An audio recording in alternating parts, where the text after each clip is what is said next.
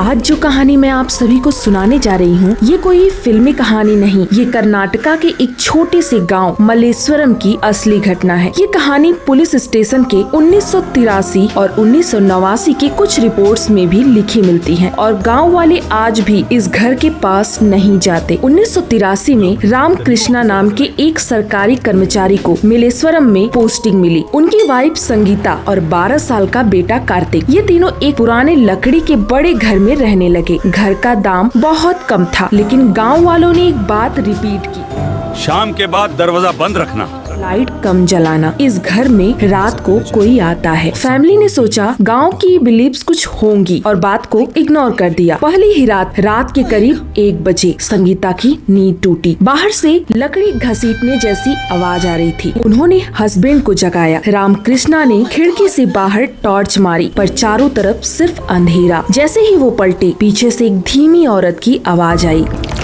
मैं आ रही हूँ।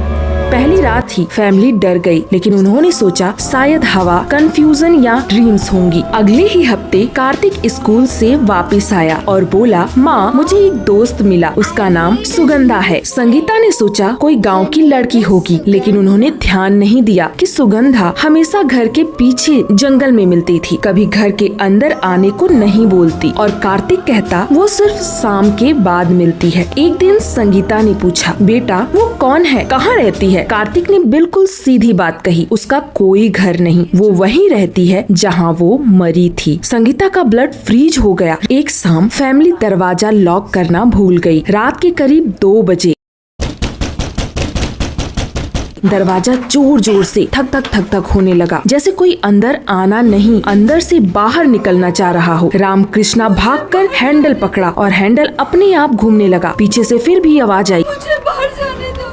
पूरा घर ठंडी हवा जैसे महसूस होने लगा। संगीता रोने लगी। रामकृष्णा समझ गए ये सामान्य नहीं। अगली सुबह वो गांव के प्रधान के पास गए। प्रधान ने धीरे से कहा, सुगंधा 30 साल पहले यहीं इस घर के पीछे मरी थी। उसकी लाश अधजली हालत में मिली थी। किसी ने उसे शाम के टाइम जंगल में छुपा दिया था। प्रधान ने एक और बात कही, जिस बच्चे से सुगंधा दोस्ती करती है वो बच्चा बीमार पड़ जाता है या गायब हो जाता है। रामकृष्णा का दिल बैठ गया, क्योंकि अब टारगेट कार्तिक था। उस रात फैमिली ने घर छोड़ने का फैसला किया। पैकिंग चल रही थी। रात के 12 बजे अचानक कार्तिक गायब घर के पीछे जंगल की तरफ गया। रामकृष्णा टॉर्च लेकर दौड़े और उन्होंने पेड़ों के बीच कार्तिक को खड़ा देखा। उसके सामने एक औरत की परछाई, लंबे बाल, सफेद कपड़ा, जमीन से थोड़ा ऊपर। कार्तिक मुस्कुरा रहा था, पापा ये सुगंधा है। और नेक्स्ट सेकेंड वैसे ही जैसे हवा में धुआं मिट जाता है, वो औरत गायब। कार्तिक बेहोश होकर गिर पड़ा। इस इंसिडेंट का एंट्री मल्लेश्वरम पुलिस रजिस्टर में अनएक्सप्लेन्ड केस के नाम से मौजूद है। फैमिली अगली सुबह गांव छोड़कर चली गई। कार्तिक कई हफ्तों तक फीवर में रहा और जब होश आया उसे सुगंधा का चेहरा याद भी नहीं था। घर आज भी बंद है। गांव वाले कहते हैं शाम के बाद कोई उस रास्ते पर नहीं जाता, क्योंकि सुगंधा को अभी भी किसी बच्चे की तलाश है। ऐसे ही और इंटरेस्टिंग वीडियो के लिए हमारे चैनल को सब्सक्राइब जरूर करें और वीडियो को लाइक करना ना भूलें। जय श्री राम।